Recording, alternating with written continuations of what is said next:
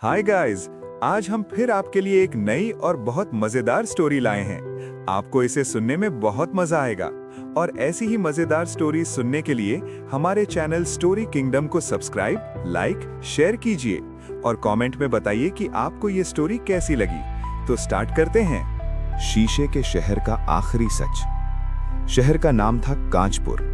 कहा जाता था कि यहाँ सब कुछ दिखाई देता है, लोगों के चेहरे, इमारतें, रिश्ते, यहाँ तक कि इंसानों के इरादे भी। लेकिन जो सबसे जरूरी था वही कभी किसी को साफ नजर नहीं आया, सच। कांचपुर की खासियत ये थी कि यहाँ की लगभग हर इमारत शीशे की बनी थी। दीवारें, छतें, दरवाजे सब पारदर्शी।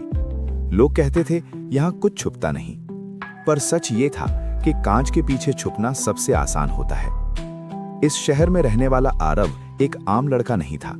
उम्र करीब 28 साल, शांत चेहरा, आंखों में अजीब सी गहराई। वो पेशे से साउंड इंजीनियर था। आवाजों को रिकॉर्ड करना, साफ करना, जोड़ना। लोग आवाजों को सुनते हैं, आरव आवाजों के पीछे छुपे दर्द को सुनता था।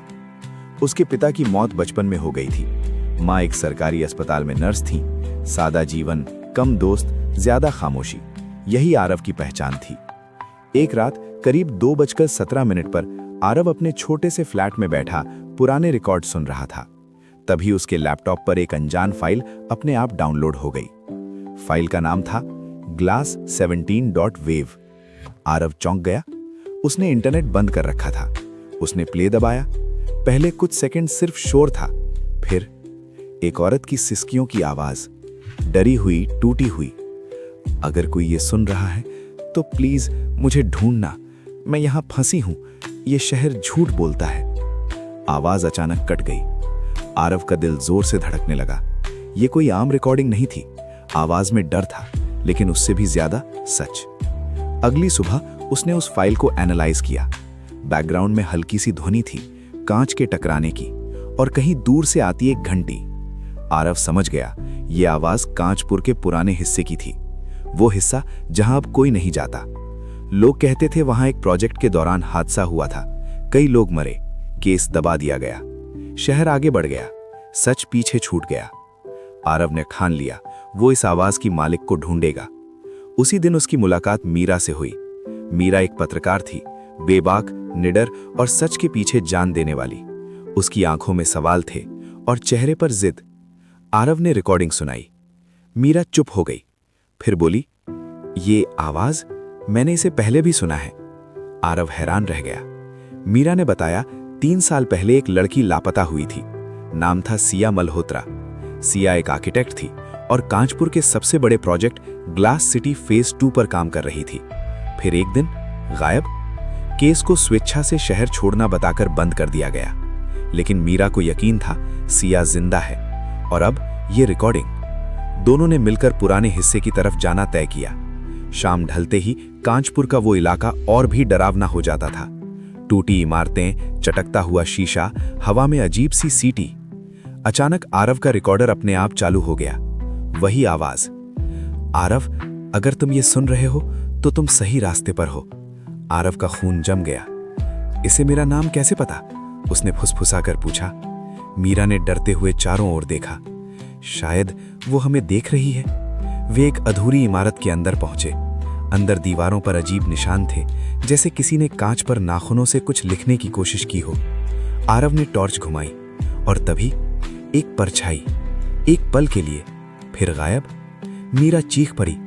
तभी फर्श के नीचे से आवाज आई, सच दबाया नहीं जाता। आरव ने फर्श पर रखा कांच हटाया। नीचे एक गुप्त कमरा था और वहां एक लड़की, कमजोर, जिंदा, आंखों में डर और उम्मीद दोनों। सिया। मीरा की आवाज कांप रही थी। सिया ने सिर हिलाया। उन्होंने मुझे यहां बंद कर दिया क्योंकि मैंने सच देख लिया था। उसने बताया, ग्लास सिटी प्रोजेक्ट में घटिया मटेरियल इस्तेमाल किया गया था। कई इमारतें कभी भी गिर सकती थीं। जब सिया ने सबूत इकट्ठे किए तो उसे गायब कर दिया गया। शहर की हर दीवार शीशे की है, सिया बोली, लेकिन सच्चाई सबसे मोटे कांच के पीछे छुपी है। आरव और मीरा ने उसे बाहर निकालने की कोशिश की, लेकिन तभी सायरन, रोशनी, आवाजें, शहर के गार्ड्स। किसी ने उन्हें देख लिया था। एक गार्ड चिल्लाया, उन्हें रोक लो।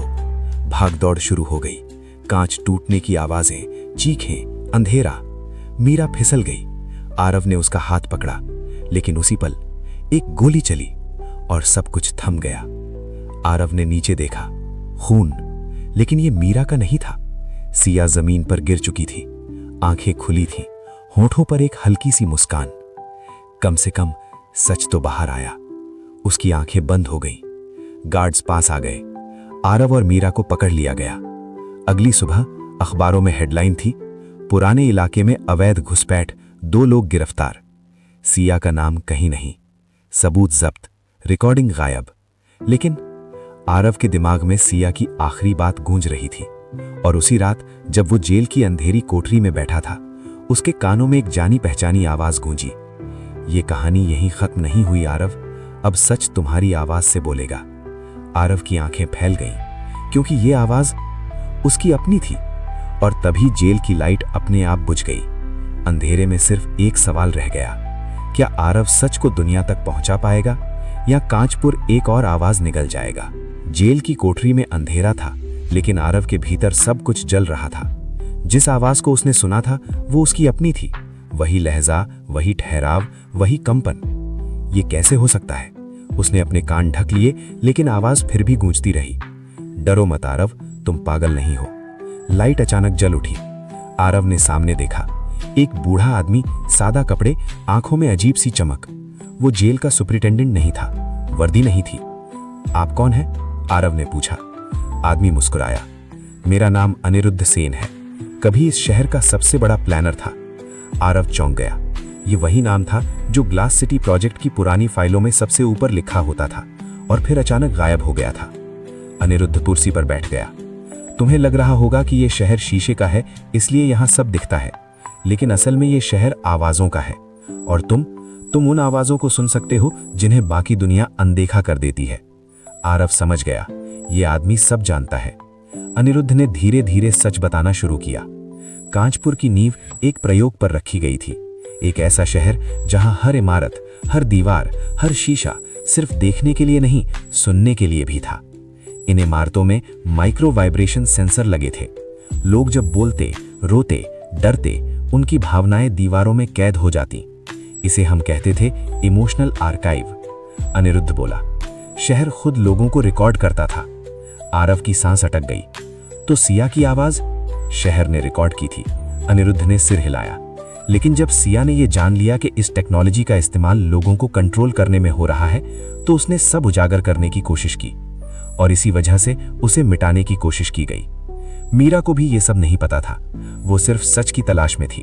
और आरव, वो अनजाने में इस पूरे सिस्टम की चाबी बन चुका था। तुम्हारी आवाज इसलिए सुनाई दी क्योंकि तुम्हारा दिमाग इस सिस्टम के साथ सिंक हो चुका है। तुम शहर से बात कर सकते हो। आरव सन्न रह गया। उसी पल दरवाजा खुला। मीरा अंदर आई, थकी हुई लेकिन आंखों में आग थी। आरव, मुझे सब समझ आ गया है। मीरा ने बताया कि उसे जेल से बाहर अस्थायी जमानत मिली थी, लेकिन शर्त यह थी कि वो चुप रहे। पर उसने चुप रहना नहीं चुना।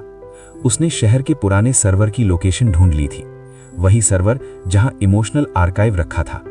अगर वो डेटा बाहर आ जाए तो पूरा कांचपुर हिल जाएगा। तीनों ने एक आखिरी फैसला लिया, सच को दुनिया के सामने लाना है, चाहे कीमत कुछ भी हो। रात के 3 बजे वे सर्वर रूम पहुंचे। पुरानी इमारत, मोटे शीशे और भीतर हजारों आवाजें, रोने की, चीखने की, फुसफुसाने की। आरव जैसे ही सिस्टम से जुड़ा, उसकी आंखों से आंसू बहने लगे। उसे सब सुनाई दे रहा था, वर्षों से दबा दर्द। सिया की आवाज सबसे साफ थी, अगर तुम ये सुन रहे हो तो मैं हार नहीं पाई। आरव ने डेटा को लाइव स्ट्रीम कर दिया। पूरी दुनिया ने देखा कांचपुर की असलियत, नेताओं की साजिशें, लोगों की जासूसी, झूठी मुस्कानों के पीछे का डर। शहर में हड़कंप मच गया। लोग सड़कों पर आ गए। शीशे की इमारतों पर पत्थर बरसने लगे।